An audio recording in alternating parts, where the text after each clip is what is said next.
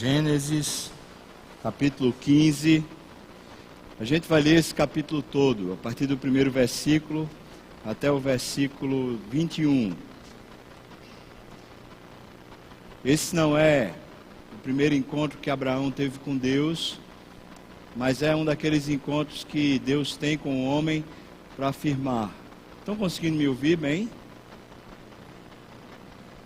Estão ouvindo mais ou menos, lá atrás especialmente. Som, teste.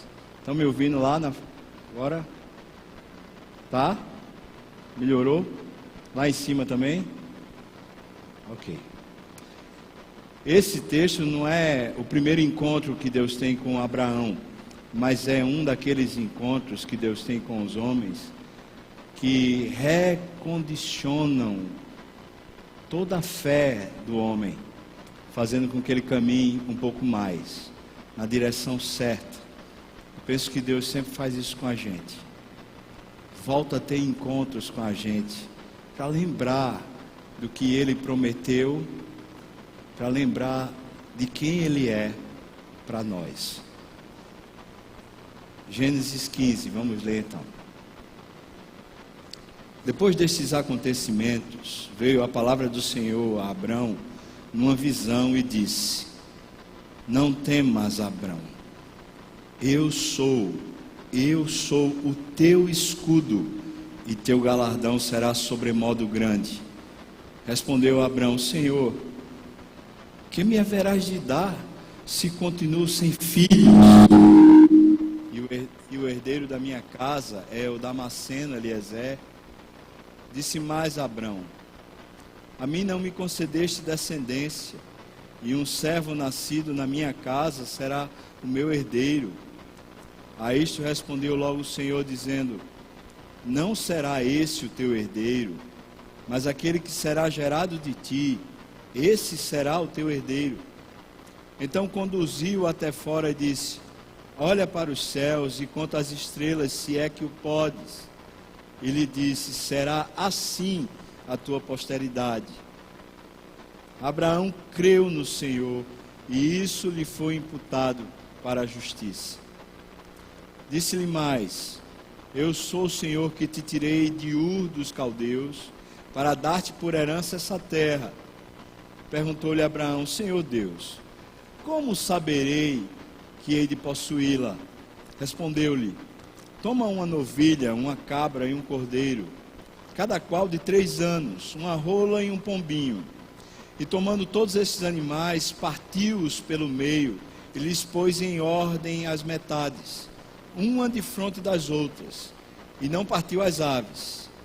Aves de rapina desciam sobre os cadáveres, porém Abraão as enxotava. Ao pôr do sol, caiu profundo sono sobre Abraão, e grande pavor e cerradas trevas o acometeram.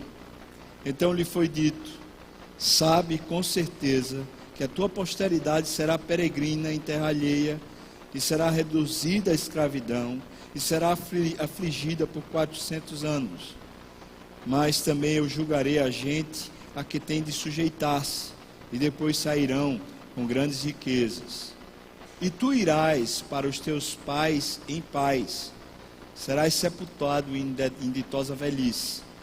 Na 4ª geração tornarão para aqui, porque não se encheu ainda a medida da iniquidade dos amorreus. E sucedeu que, posto o sol, houve densas trevas, e eis que um fogareiro fumegante e uma tocha de fogo que passou entre aqueles pedaços. Naquele mesmo dia, fez o Senhor aliança com Abraão, dizendo: A tua descendência dê essa terra, desde o rio do Egito até ao grande rio Eufrates, o Queneu, o Quenezeu, o Cadimoneu, o Eteu, o Ferezeu, os Refaíns, o Amorreu, o Cananeu, o Girgazeu e o Jebuseu. Amém. Vamos orar. Senhor, nós dependemos muito do Teu Espírito, porque é palavra Tua, Senhor. Não há como acessá-la apenas pela racionalidade, apenas pela nossa lógica. Só o Teu Espírito, Senhor, pode aplicá-la verdadeiramente ao nosso coração e à nossa mente. Então, Pai, mais do que a gente agora se entreter com a Tua palavra, que a gente seja realmente chamado por ela e a gente possa descobrir bondade Tua, poder Teu, ser fortalecido no homem interior, Pai. Assim, Pai, depositamos a nossa esperança no Senhor, nesse momento de devoção, nesse momento de crescimento. Nós oramos assim no nome de Jesus. Amém, Senhor. Amém. Há 2 títulos que são dados a Abraão na palavra. O primeiro é que Abraão é conhecido como amigo de Deus. E também Abraão é conhecido como o pai da fé. Acho que qualquer pessoa que anda com Deus gostaria de ser conhecido como amigo de Deus. Impossível para qualquer um, fora Abraão, ser chamado pai da fé. Ele não é chamado do pai da fé simplesmente porque ele teve fé. Mas é porque no tempo que Abraão teve fé, ninguém tinha fé. Ou seja, Deus começa a construir uma história de redenção muito antes de Abraão. Mas parece que aquela história meio que tinha se perdido. Então Deus suscita lá de Ur dos Caldeus um homem chamado Abrão e chama ele para viver uma experiência de vida toda com Deus. E essa experiência de vida precisava ter fé para vivê-la. E Deus colocou em Abrão essa fé. E à medida que Abrão foi caminhando com Deus, essa fé foi crescendo. Portanto, é possível sim a fé crescer. É possível que a gente cada dia aumente a fé. E é até estranho alguém que começando a jornada na fé tem uma fé pequena. E depois de muito tempo, depois de muitos anos, ainda tenha uma fé pequena. Porque a fé, ela foi dada por Deus a nós para que a exercitemos. Para que à medida que caminhemos com Deus, ela seja provada, testada, aferida. E à medida que a gente precise, realmente o Senhor vem ao nosso encontro de uma maneira muito, muito especial. Às vezes até espetacular, fora do normal, para se encontrar conosco e nos transmitir de novo aquela mesma palavra, aquela mesma promessa, aquele pacto, aquela aliança que um dia Ele fez conosco. Vamos recordar aqui um pouquinho o começo dessa história, da história de Abraão com Deus. Quando ele estava lá em Ur, e o Senhor o visitou e chamou ele para sair da terra, da parentela, para ir para um lugar que ele haveria de mostrar. Deus disse 2 coisas para Abraão que chamaram a atenção do seu coração, que persuadiram o seu desenvolto, sua caminhada. 2 coisas básicas para todo ser humano. Primeiro, Deus disse para ele: eu vou lhe dar um filho, e através desse filho todas as famílias da terra serão abençoadas. Em outras palavras, o que Deus estava dizendo para Abraão é que ele teria uma família. Ele não seria apenas um casal, mas ele teria uma família. E isso é muito especial na vida de alguém que anda, perambula pelo planeta Terra. Presença de filho, uma linhagem, uma sucessão, é alguma coisa que é intrínseco a nós. Todo mundo que vai envelhecendo vai se perguntando sobre isso. O que é que eu estou fazendo se eu não deixo uma semente na terra? Se eu não deixo uma sucessão? Naqueles dias, muito mais, especialmente por causa da cultura daquela época. Abraão já tinha 75 anos quando Deus chamou ele. E por mais que ele tivesse um casamento consolidado, forte, com laços de amor verdadeiro, eles não conseguiam ter filhos. Sarai, a sua esposa, era estéril. Então eu imagino quantas vezes eles testaram, quantas vezes eles tiveram esperança de que viria o filho, mas não vinha, não vinha, não vinha, não vinha, sempre não vinha. Então essa primeira área é a área da experiência dos relacionamentos mais íntimos, é a área familiar. Deus está dizendo para Abraão: olha, a respeito dessa área da sua vida, eu tenho para você perspectivas que você não conhece. Eu tenho uma história para você que você jamais vai ter como sondá-la. Vem comigo que eu vou te mostrar uma história com a tua família. Tá certo. Isso é bom. eu estou sem esperança, eu estou sem família, eu quero ir nisso. Mas a segunda área, Deus disse para Abraão: eu vou te dar uma terra, eu vou te apresentar a terra e vou te dar a terra. Isso é em Gênesis 12. Quando chega em Gênesis 13, mais uma vez Deus se encontra com Abraão e ele fala para Abraão: Abraão, você está num alto monte agora. Eu quero que você olhe para todos os lados desse monte, onde sua vista alcançar, para leste, para oeste, para norte, para sul, olha para todas as direções. Para onde você olhar, eu quero dizer que essa terra é sua. Pode caminhar, pode ir em direção a ela, ela é sua. A Bíblia diz que depois desse dia, ele foi para Hebrom, depois ele foi para uma outra região. Ele começou a peregrinar pelaquela terra que era a terra que Deus havia de dar a ele.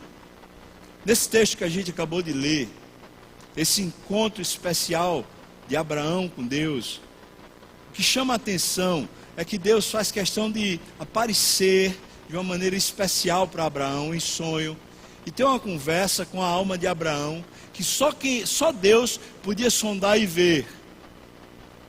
O que Deus disse para Abraão é: não temas, eu sou o teu escudo. Que preciosa palavra é essa? Só de meditar nesse texto, o meu interior já se comove profundamente. Como é que Deus desce do céu para se importar com gente pequena e simples, como eu ou como você, como Abraão, para dizer para ele, eu dizer para mim, para você: olha, não temas, a história ainda está sob o meu controle. O que eu falei com você um dia ainda continua de pé. Eu não vou arredar o pé dessa história. Eu não vou me distrair, Abraão. E ele disse para Abraão: eu sou o teu escudo. Não temas, eu sou o teu escudo. Esse foi o primeiro versículo que lemos hoje para essa meditação. Esse é o que Deus está, esse conteúdo é o que Deus está acrescentando à fé de Abraão nesse episódio. Penso eu que à medida que caminhamos com Deus, é natural que a gente comece a ter dúvidas, que a gente comece a encher a nossa cabeça de incredulidade. É natural que as circunstâncias que a gente vai vivendo e vendo, elas não sejam favoráveis a nós, ou pelo menos elas não demonstrem para nós que aquilo que Deus prometeu no começo iria de fato acontecer. E a gente começa a padecer, a sofrer, a se inquietar, a dor, a tristeza, o sofrimento começa a permear todo o nosso entendimento sobre o que vai ser o futuro. Eu vi um pregador, não lembro quem foi, senão eu citaria, falando que Abraão está na tenda e Deus visita Abraão na tenda, mas faz questão de chamar Abraão para fora da tenda, para mostrar para ele o que está fora da tenda. Naquela época o pregador falou assim: é assim que Deus faz conosco. A nossa mente fica como um nevoeiro, cheia de cinza, cheia de coisa tenebrosa. A gente fica sem esperança porque a gente vê a vida e parece que a vida nunca vai ser como Deus disse que seria. A gente parece que nunca vai viver do jeito que Deus projetou para a gente viver. Parece que a gente está sempre aquém das expectativas. Quando Deus falou com Abraão sobre a terra, Ele estava falando com Abraão sobre a provisão de cada dia. Não pense que naquela época havia outro tipo de provisão, senão lidar com a terra. E quando Deus está dando para Abraão a terra que mana leite e mel, Ele está dizendo para Abraão: você vai ter todos os dias da sua vida a provisão necessária. É fato que Abraão só fez enriquecer durante os dias em que ele viveu nessa terra. Os reis ou os vizinhos de Abraão, toda vez que se encontravam com Abraão, eles entregavam ainda mais posses, ainda mais rebanho, ainda mais coisas para Abraão administrar. Ele foi enriquecendo, enriquecendo, enriquecendo nessa terra. No entanto, aquele negocinho que fica na orelha da gente, aquelas questões que ficam sobre...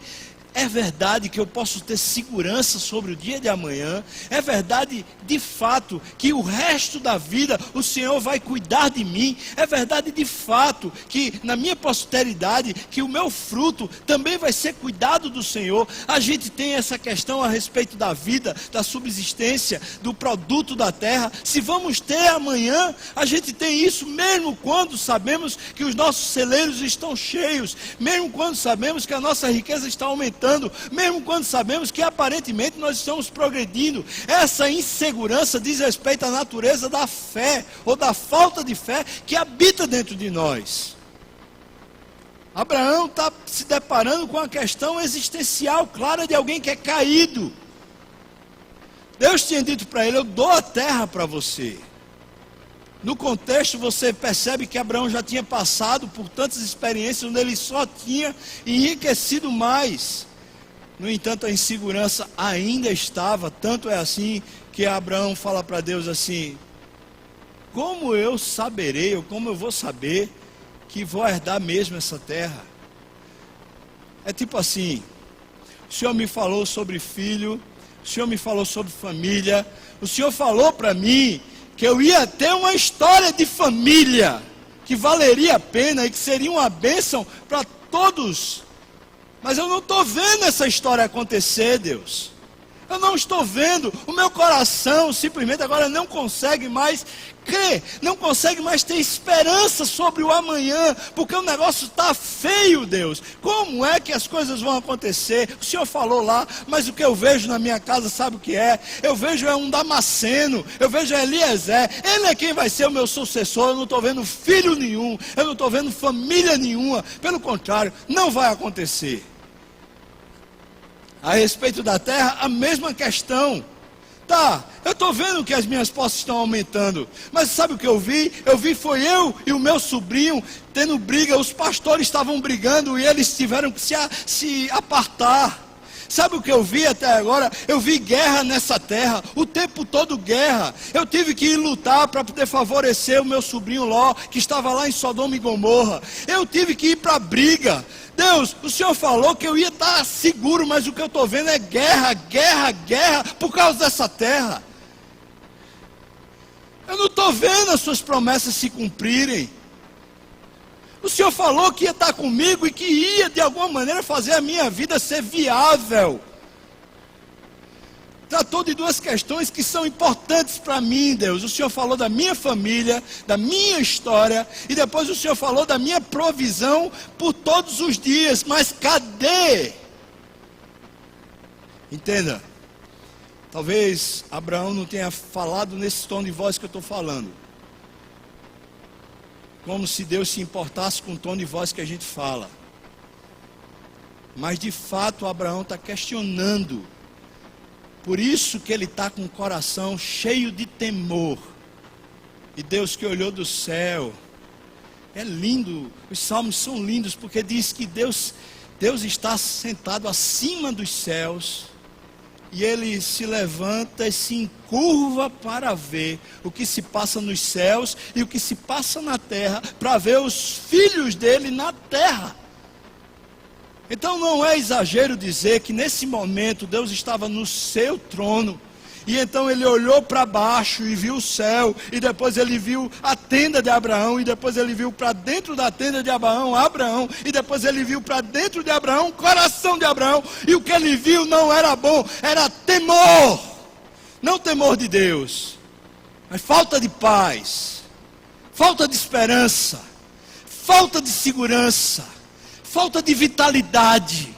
Falta daquela coisa aguerrida no coração, dizendo: eu vou, Senhor, eu vou seguir o Senhor, eu estarei com o Senhor. Isso tinha esmaecido dentro do coração de Abraão, e o problema era justamente esse temor que tinha tomado conta da sua jornada. É lindo ver que Deus não desce para Abraão com vara e diz assim: que é isso, filho? E bate nele. Antes Deus desce com piedade, com misericórdia, vem ao encontro de Abraão, lá, nesse momento frágil da sua jornada. E faz questão de inquirir dele, dizendo: eu quero ver você numa outra perspectiva. Eu quero que os seus horizontes não sejam os seus problemas, não sejam as questões que você normalmente está enrodeado delas. Eu quero que você olhe para além delas. Olha para o céu, Abraão. Olha para as estrelas, Abraão. Te ocupa de fazer contagens que você não vai conseguir chegar ao fim delas. Te ocupa de pensar no infinito. Te ocupa, Abraão, de pensar na eternidade. Te ocupa, Abraão, de pensar a meu respeito. Te ocupa, Abraão, de olhar para outras dimensões que vão além das suas dimensões. Você imagina como Abraão deve ter ficado? Eu estou cheio de dúvida. Então Deus disse: vamos resolver isso. Eu vou fazer da sua maneira. Eu vou fazer da maneira que você vai entender. Vamos fazer um pacto, um acordo. Deus já tinha feito um pacto com Abraão. Esse novo pacto era só a memória do pacto passado.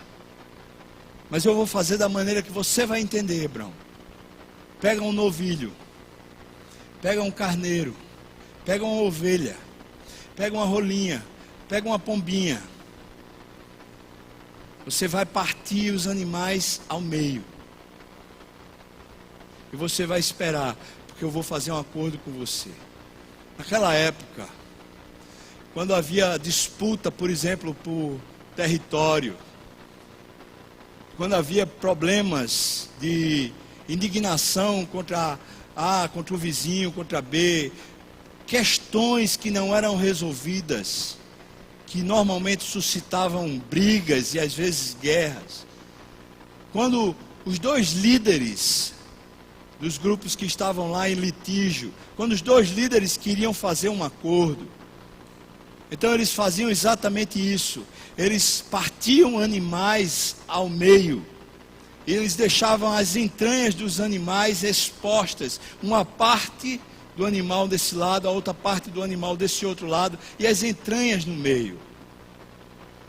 Cada um ficava de um lado. Imagina aqui as partes dos animais.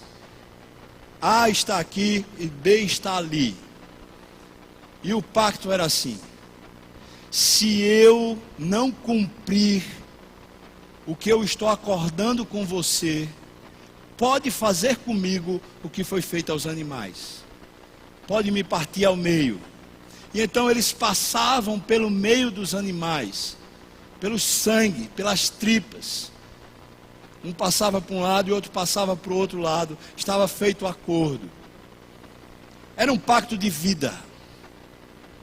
Você pode me matar se eu não cumprir a parte do acordo que a gente está fazendo. O que eu falei é uma questão de morte. É uma questão, ou se cumpre ou eu morro. Agora, pensa Deus se passando por isso. Deus se passando por isso para trazer segurança ao coração de Abraão. Vamos partir os animais. Parte os animais, Abraão. Abraão vai lá e parte os animais. Fica lá enxotando os animais. E o texto diz que veio densas trevas. Você consegue ver a figura de Jesus Cristo? Você consegue ver o sacrifício de Jesus Cristo nesse texto? O texto que fala sobre a narrativa da morte de Jesus diz que desde o meio-dia até as 3 da tarde houve densas trevas sobre a face da terra, enquanto Cristo estava crucificado, irmão. É o mesmo cenário. Morte, um pacto, as trevas tomando conta. É como se Deus dissesse: a luz e as trevas para mim são a mesma coisa. Quando eu entro num acordo com você, não tem trevas medonhas que sejam capazes de impedir a minha caminhada em sua direção. Não tem absolutamente nada que possa me impedir de chegar até você. Eu chegarei até você, eu amo você, radicalmente amo você. E foi ao encontro do homem todas as vezes quando o homem necessitou. O acordo estava feito, agora Abraão podia descansar em paz. Mas Deus faz questão de dizer para Abraão, depois de cumprir todas as etapas daquele pacto que era um pacto cerimonial, que acontecia naquela cultura, que Abraão entendia e entendia muito bem o que estava sendo feito. Deus fez questão de afirmar: eu fiz um pacto com você, vou lhe dar essa terra, vou lhe dar a terra desde lá do grande rio do Egito até o grande rio Eufrates. Eu fui olhar no mapa que área do globo era essa. E eu fiquei pensando, Senhor, de fato os filhos de Abraão parece que não creem no Senhor, porque essa terra toda era para ser dos filhos de Abraão, mas não é. É de lá de cima, do Iraque, até você chegar ao Egito, e o rio Nilo desce pelo Egito até quase a metade da África. Então toda aquela região é a região que Deus deu a Abraão. É a região que Deus disse para Abraão: é tua. Naquele dia, houve duas coisas como reação de Abraão. Primeira, o texto diz: ele creu, e isso lhe foi imputado para a justiça. E a segunda coisa que aconteceu, ele teve paz. Porque obviamente quem crê tem paz. Uma coisa é responsável pela outra. Quem crê tem paz no coração. Quem crê tem esperança no coração. É uma coisa em cima da outra. Como a gente pode traduzir esse texto para nós que vivemos no ano 2012? Ninguém vai fazer esse pacto, e se fizer algum pacto desse aí, numa esquina, pode chamar de macumbeiro, não tem nada a ver com o Senhor. Você viu um animal aí na esquina aberto, não pense que Deus chamou Abraão de novo, não. Tem nada a ver. Como é isso? Como é que isso se dá? Quando Jesus foi até a cruz, Ele falou conosco sobre um pacto, sobre uma relação que seria desenvolvida. Naquele pacto que Ele fez lá na cruz, Ele fez questão de dizer para você a respeito da sua casa, da sua parentela, da sua existência: eu serei com ela. Deus fez questão de dizer que assumiria responsabilidade de cuidar. Será que nós, no ano de 2012, ainda cremos no pacto que foi feito na cruz, quando Deus está dizendo que quando Ele faz um pacto conosco, Ele é responsável pela nossa casa, pelos caminhos que vão acontecer? Aí você pode dizer: pastor, peraí, vamos falar de experiências claras, objetivas. Eu conheço filhos de pastor que se desviaram. Eu conheço gente piedosa que não tem os seus filhos no temor do Senhor. Eu conheço problemas em famílias que foram famílias de gente crente, verdadeiramente crente. Eu conheço vários problemas familiares. E eu vou dizer para você: é verdade, irmão, é verdade. Mas se você olhar com atenção a Bíblia, você vai ver que homens de Deus tiveram problemas familiares. Muitos tiveram problemas familiares, e graves problemas familiares, e nem assim Deus não estava simplesmente descuidando, abandonando a família desses homens. É assim que Deus cuida de nós. Faz parte do cuidado de Deus conosco. Seria demais em um sermão tentar tratar de um assunto tão grande, tão profundo, que diz respeito obviamente às consequências dos pais nos filhos, que diz respeito muitas vezes a opções que foram feitas pelos pais e que terminam trazendo nos filhos uma desgraça na vida. Seria muito difícil a gente começar a descrever N situações aqui para poder exemplificar. Não é minha meta aqui. É minha meta aqui lembrar que Deus, quando fez um pacto com você, Ele olhava para além de você. Ele olhava para a sua história. A história de que você faria parte de uma história de redenção. A história que vem mesmo antes da fundação do mundo, quando o Cordeiro foi imolado. Ele olha para você e vê em você, que foi redimido pela cruz, um pacto para fazer dessa terra uma nova terra. Será pela sua vida, será pela sua fé, será pelo seu caminho, crendo, vivendo no Senhor e com o Senhor e para a glória do Senhor, que você vai ver muitas coisas boas acontecerem.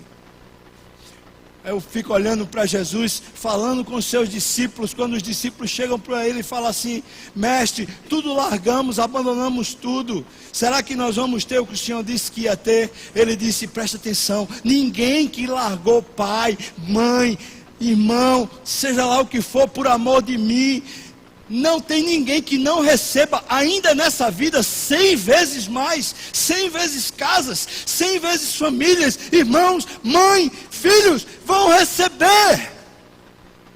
Eu estou pensando aqui com você que o pacto que foi feito lá na cruz, de respeito à sua história, à minha história, irmãos, Deus de fato se importa com isso.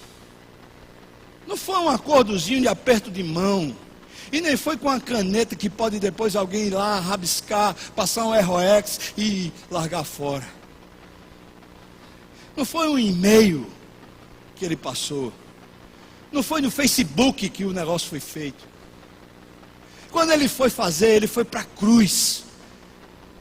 Não havia lá novilho, não havia lá carneiro, não havia lá ovelha, não havia lá pombinha, rolinha, não havia nenhum animal. O que havia lá era o Filho do Deus bendito para sempre. Amém.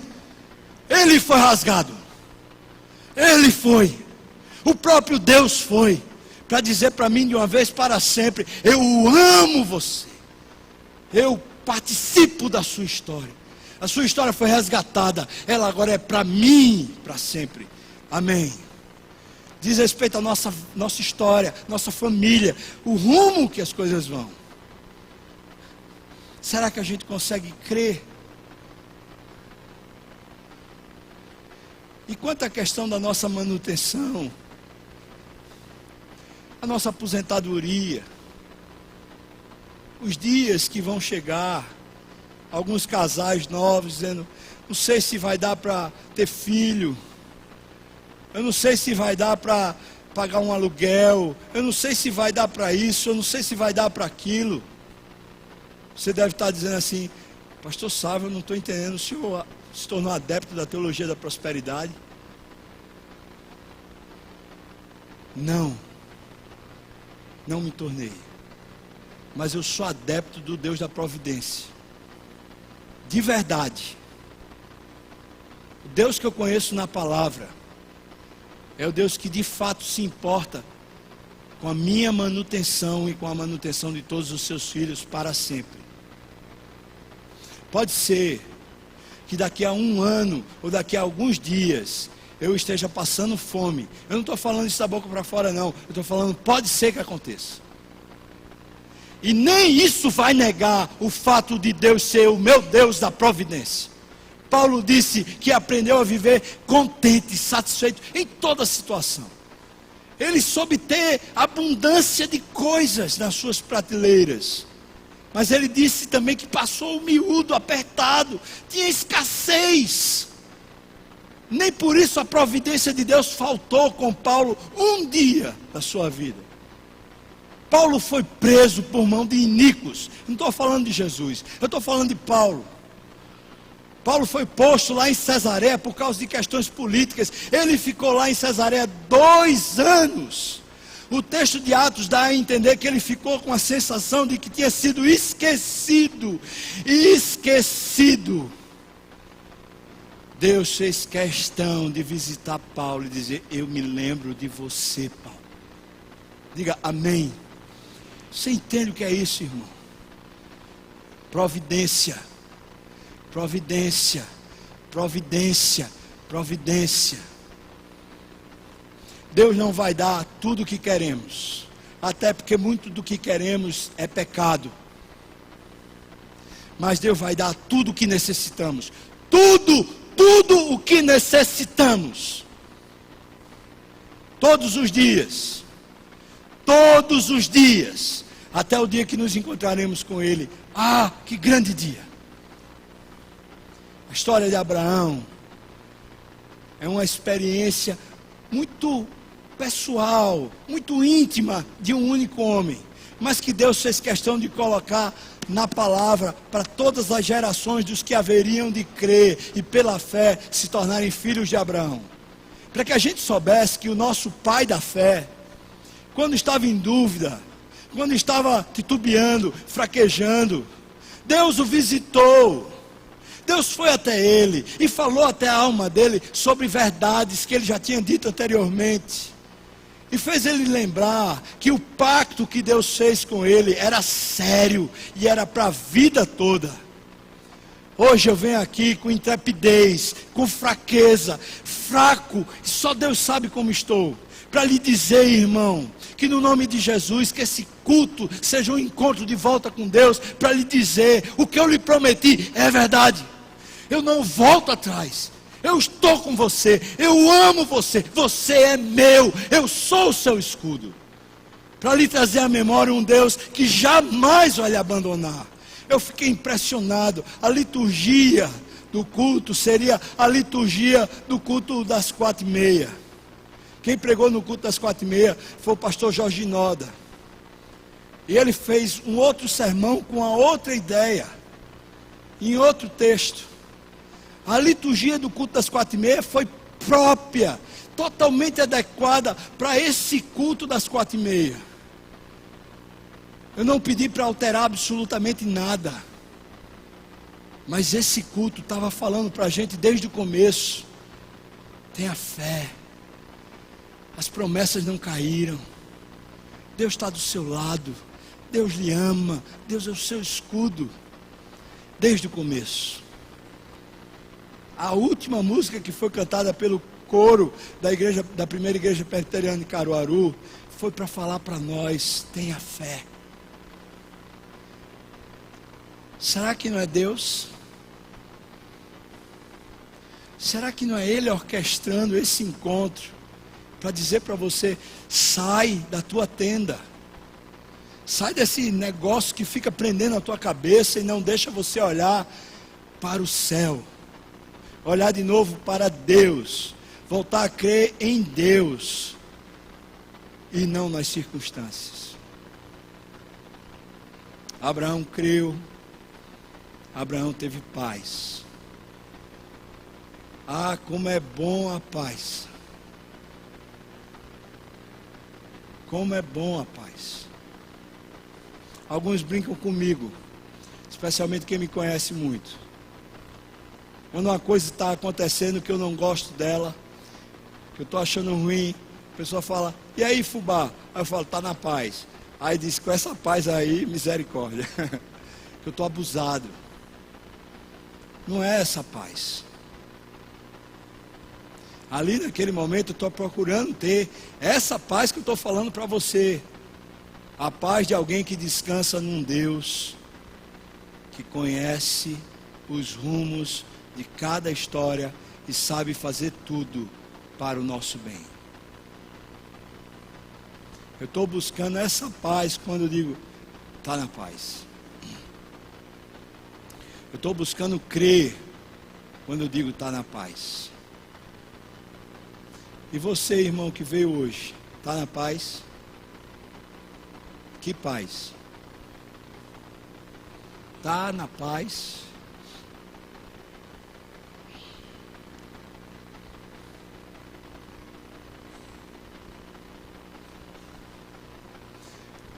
Se Deus lhe encontrou hoje, saia daqui de verdade para crer. Espera. Depois desse encontro, Abraão teve que esperar mais aí uns 15 anos para ter o seu filho. Depois desse encontro, Abraão ainda viveu peregrinações e desterros. A situação aparentemente não mudou. mas o coração mudou.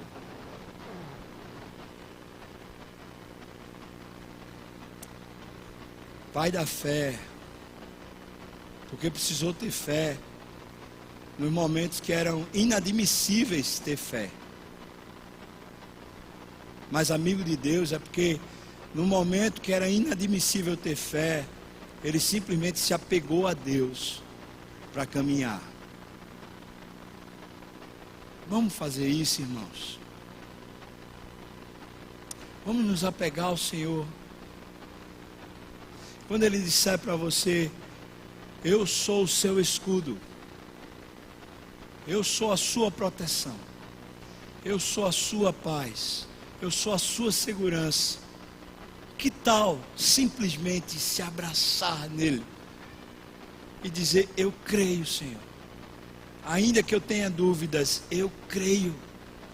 Eu estou seguro o suficiente nas tuas mãos. Eu creio. Eu creio. Amém?